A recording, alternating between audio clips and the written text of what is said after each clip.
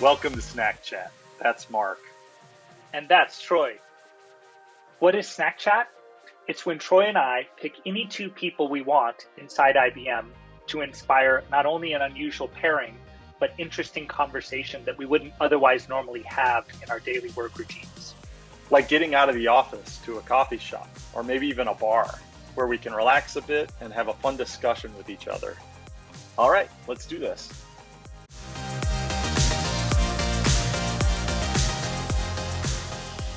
I don't get If golf. I recall. I'm sorry. I don't get golf. Mark, when you're describing this beautiful elegance and tapestry, okay. I've never played golf. Well, I've played mini golf twice in my life.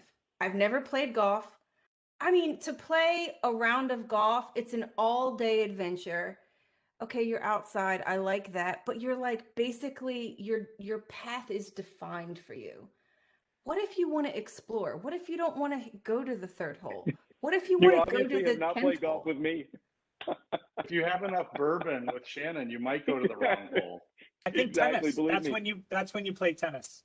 Can we talk integrated permaculture on golf courses, the tension between clearing the field and bringing the forest and agroforestry and actually creating edible landscapes where as golfers are exploring in their elite little bubble, they can actually pick from the landscape and they can forage from the golf course and consume the land.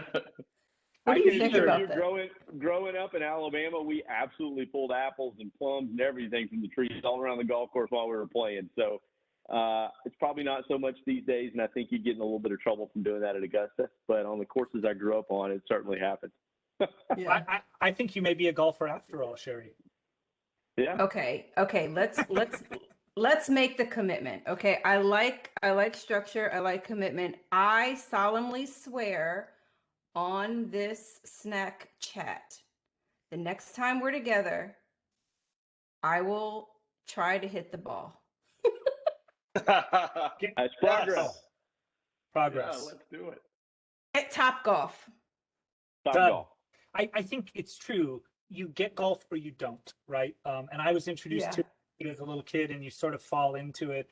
And it's great. Like my parents still play today, and it's a sport that they can play forever, and it keeps them healthy. And they walk 3.5 miles, right, as the average golf course length or more. Yeah. So for them, it's that. But there is a membership-oriented sort of inclusive, exclusive element.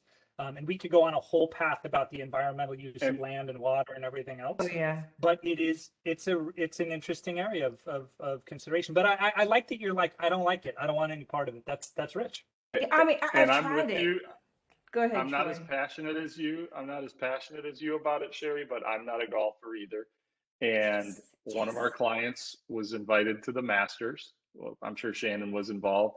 And the fact that I didn't know like 3 of the people that they referenced that would be in our group, golfers, professional golfers, I was told by a senior IBM person, you're not going to the Masters. You don't know enough about this sport to be sitting with the CEOs talking golf. So And people who get into golf, I like their passion for it because I feel like, Troy, like you just mentioned, either you really get it or you really don't. And that's Agreed. that's part of like the passion and the fire of golf while you're sitting there watching that ball move for 9 hours. Well, I think the flip side of that is too, and I totally agree with you. To get golf, you know, I know tons of friends who hate it and tons of friends who love it. I played since I was 14.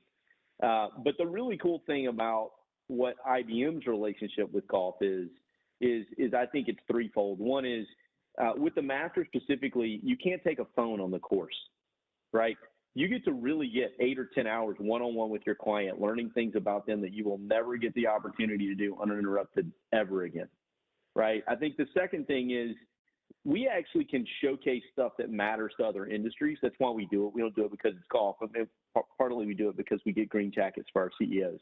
But we also do it so that we can showcase that, you know, for our fans, but for our clients. But the third thing is over the last few years, we've actually got to do some really cool give back stuff.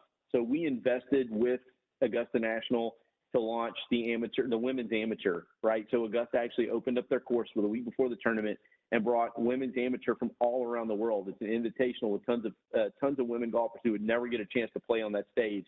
They created a separate tournament, brought them in to try to expand the game.